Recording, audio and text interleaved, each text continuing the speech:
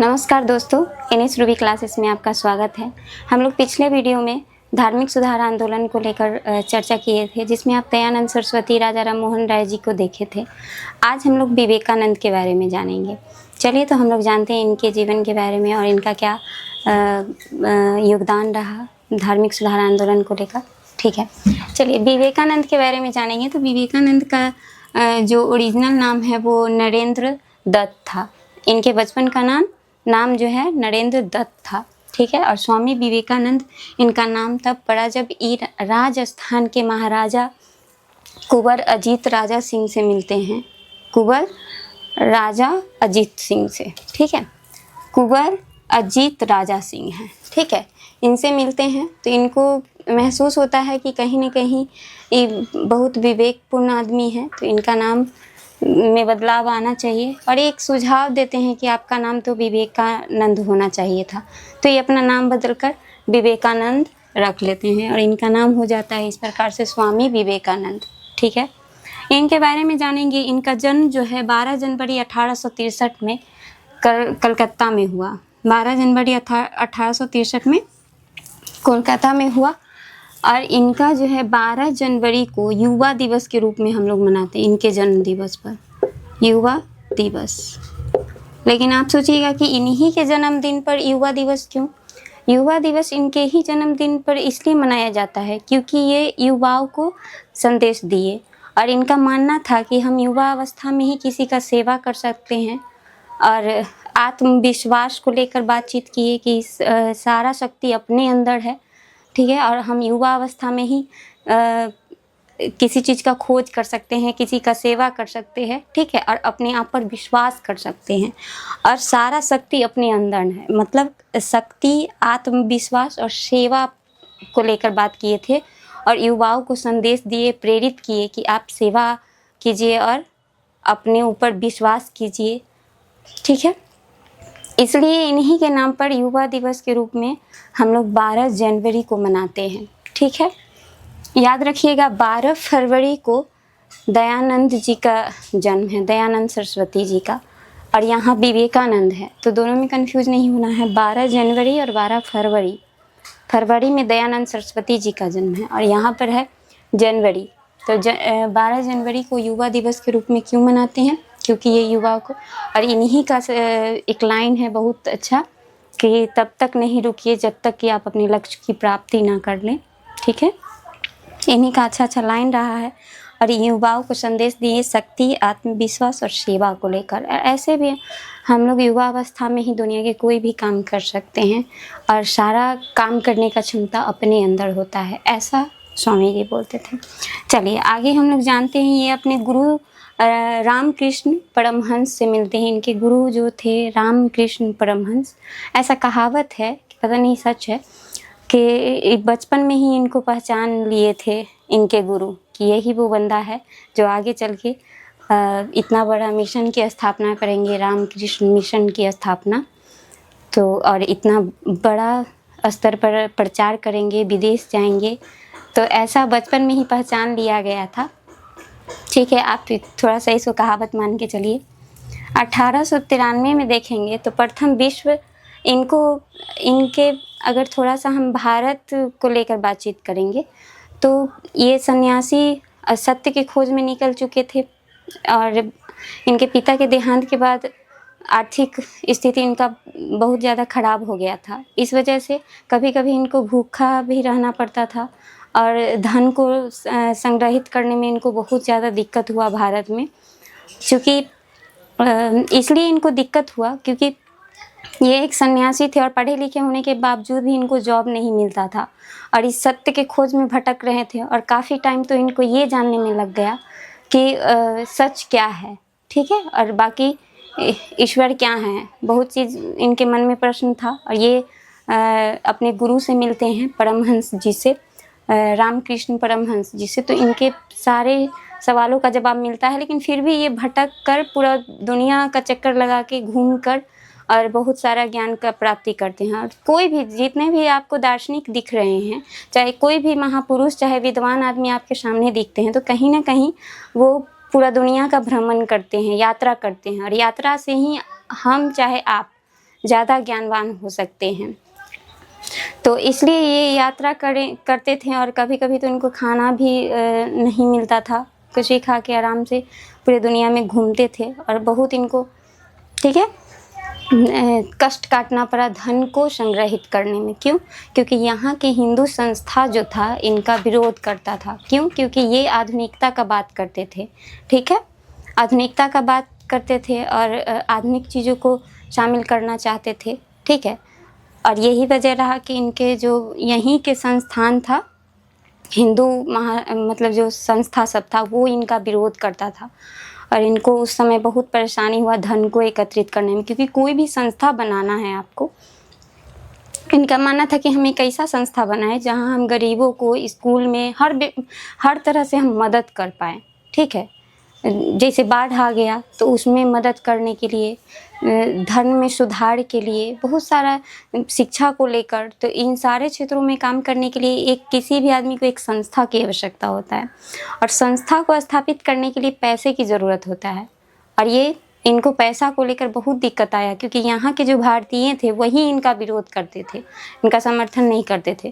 तो इनको मजबूरन विदेश में जाना पड़ा धन को इकट्ठा करने के लिए, और वहाँ भी इतना आसानी से इनको धन नहीं मिला, लेकिन फिर भी वहाँ पर वो चक्कर काट ही रहे थे। देखिए काटते काटते क्या होगा। उसके बाद यहाँ पे देखेंगे वहाँ अमेरिका में एक सम्मेलन होता है 1893 में, ठीक है। अमेरिका में भी काफ़ी टाइम तक भटकते रहे हैं, ठीक है।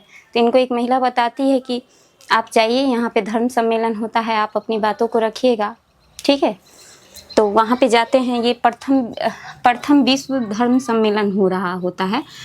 तो ये हिंदू धर्म का प्रतिनिधित्व बन के जाते हैं। कहाँ पर? अमेरिका के शिकागो शहर में, वहाँ पर धर्म सम्मेलन हो रहा था जो पूरे विश्व का प्रथम धर्म सम्मेलन था। और वहाँ पर इनको 2 मिनट के लिए बोलने का मौका दिया जाता है और बाकी भी अन्य देश से बहुत सारे व्यक्ति आए हुए थे जो अपने अपने धर्म के बारे में बता रहे थे, ठीक है। तो इनका एक लाइन फेमस है कि 2 मिनट के लिए बोला गया ना, तो सब लेडीज़ एंड जेंटलमैन करके बोलता था, लेकिन ये बोलते हैं माय ब्रदर्स एंड सिस्टर्स, ऐसे करके, मतलब पूरा दुनिया के आदमी को अपना भाई बहन महसूस करवा रहे हैं।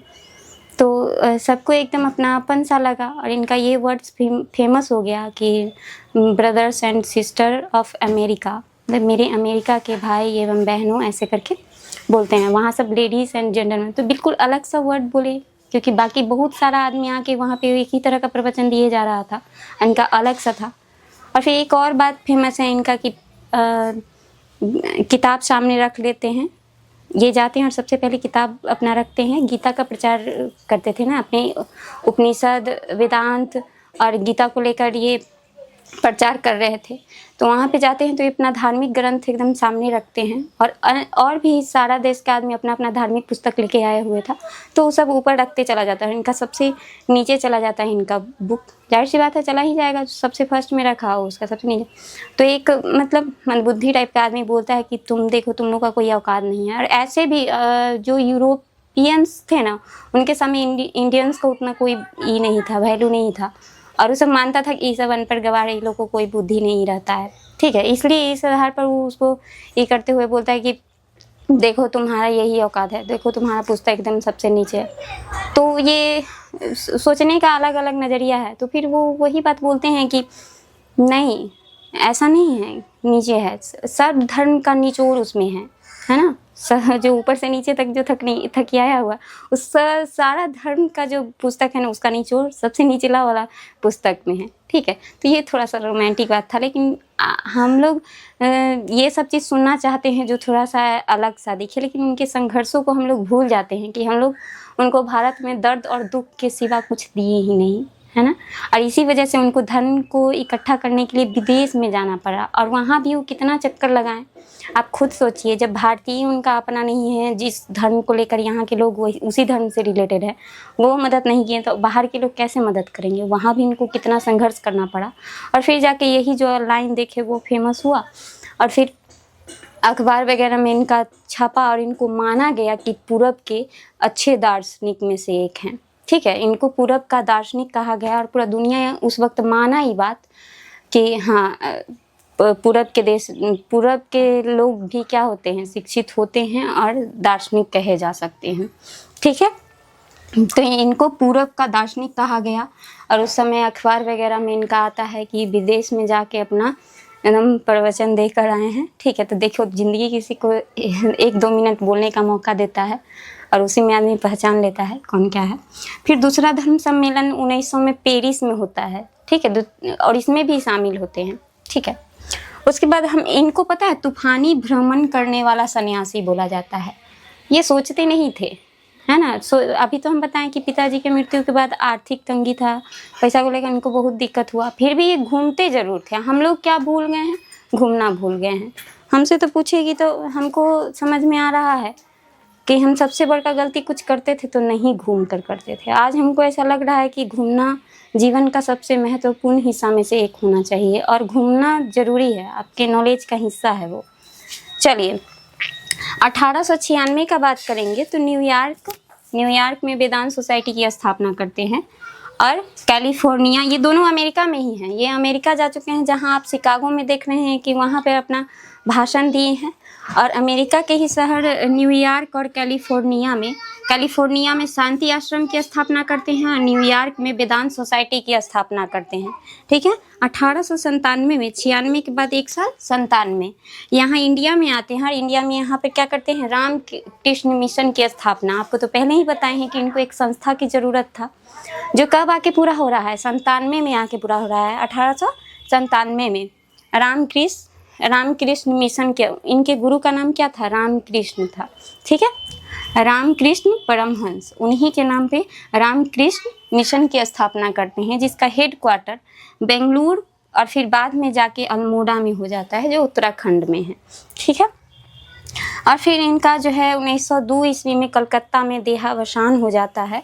ठीक है, और बहुत कम उम्र में इनका मृत्यु हो जाता है। इस मिशन की स्थापना करते हैं और ये मिशन हर क्षेत्र में काम करता है, जैसे बाढ़ग्रस्त क्षेत्र में, बाकी और भी क्षेत्र में, जैसे कि शिक्षा के क्षेत्र में, स्कूल चलाने से लेकर बहुत सारा क्षेत्र में इनका सोसाइटी जो मिशन था, रामकृष्ण मिशन, वो काम किया। ठीक है, और इनका मृत्यु बहुत कम उम्र में 40-39 साल में हो गया, जो कोई उम्र नहीं होता है मरने का, लेकिन कह सकते हैं हम बहुत सारा बीमारी इनको हो गया था। और हम लोग कह सकते हैं कि हम लोग एक तरह से मार दिए, क्योंकि कोई भी आदमी किसी चीज़ के प्रति अगर चिंता कर रहा है, उस पर विचार कर रहा है और काफ़ी संघर्ष कर रहा है, तो जाहिर सी बात है कि उसका आयु कमेगा ही। और हम भारतीय उनका इज्जत नहीं किए, लेकिन जब विदेशी आदमी उनको वैल्यू दे रहा है, उनके शब्दों को पकड़ रहा है, उनकी विद्वता को समझ रहा है, तब जाके हम लोग क्या कर रहे हैं, उनको वैल्यू दे रहे हैं। चाहे और यहाँ पे आके मिशन की स्थापना की, और किन के लिए कर रहे थे इतना संघर्ष, कहीं ना कहीं यहीं के लोगों के लिए कर रहे थे। तो ऐसे अगर हम लोग उनका समर्थन करते तो बहुत अच्छा होता, काफ़ी टाइम तक जी भी पाते और भी अच्छा बहुत कुछ कर पाते अगर हम लोग उनका सपोर्ट किए होते। हम तो सोचते हैं कि उस दौरान हम कैसे इतना प्रताड़ना सहे। अभी हम लोग छोटा छोटा चीज़ से परेशान हो जाते हैं, कि आप लोग देखते ही हैं कि कैसे रिकॉर्ड करते हैं, उस टाइम हमको परेशान किया जाता है, लेकिन फिर भी हमको लगता है कि छोटा सा है, इनके सामने तो कुछ है ही नहीं। इनको तो सबसे ज़्यादा परेशान किया गया, और इतना परेशानी के बाद भी इतनी बड़ी संस्था की स्थापना करते हैं और फिर इनका मृत्यु बहुत कम उम्र में हो जाता है। ठीक है, चलिए ये था विवेकानंद जी के बारे में। आप अपना राय कमेंट सेक्शन में दीजिएगा कि क्या किसी का समर्थन करना अच्छा बात है या क्या है। क्या आज हम लोग को ज़रूरत है कि नहीं ऐसे आदमी का, जो समाज में, हमको तो लगता है इस वक्त धर्म में सुधार के लिए ऐसे व्यक्तियों का होना इतना ज़्यादा ज़रूरी है, मत पूछिए। हम तो देख रहे हैं कि अभी भ्रष्टाचारी, बेईमानी और रेप केसेस और भी क्षेत्रों में, हर क्षेत्र में बेरोजगारी चरम स्तर पर है, अशिक्षा पूरा तरह से घेरे हुए है आदमी को। तो इस वक्त बहुत ज़्यादा ज़रूरी है ऐसे व्यक्तियों को। लेकिन अगर आपके सामने कोई ऐसा अभी व्यक्ति दिख रहा हो जो दर्शन के क्षेत्र में काम करे, या फिर समाज को लेकर सुधार को लेकर कोई चिंता करे, बातचीत करे, तो प्लीज़ सपोर्ट कीजिए, क्योंकि समाज में ऐसे लोगों की बहुत कमी है। हम देख रहे थे एक आचार्य प्रशांत करके हैं, आप लोग जानते हैं, सर्च कीजिएगा आचार्य प्रशांत। ठीक है, तो वो अभी सामने हमको दिख रहे हैं जो ले दे के काम कर रहे हैं सोसाइटी के लिए, समाज के लिए, एक अच्छा दार्शनिक के रूप में सामने हैं। तो सपोर्ट करना चाहिए उनका भी। अभी देख रहे हैं कि बहुत आदमी लगा हुआ है प्रताड़ना करने में, और कुछ खुद कुछ करना नहीं है और दूसरे को क्या करना है, करने ही नहीं देना है। और अच्छाई तो कीजिए, तो आदमी कहता है अच्छाई करो तुमको मेडल मिलेगा। भाई मेडल मिले ना मिले, कुछ चीज़ इसलिए किया जाता है ना कि आने वाला पीढ़ी को हम संरक्षित रख के जाएं। ठीक है, चलिए ये मेरा विचार था, बाकी आप लोग कमेंट करके बताइएगा।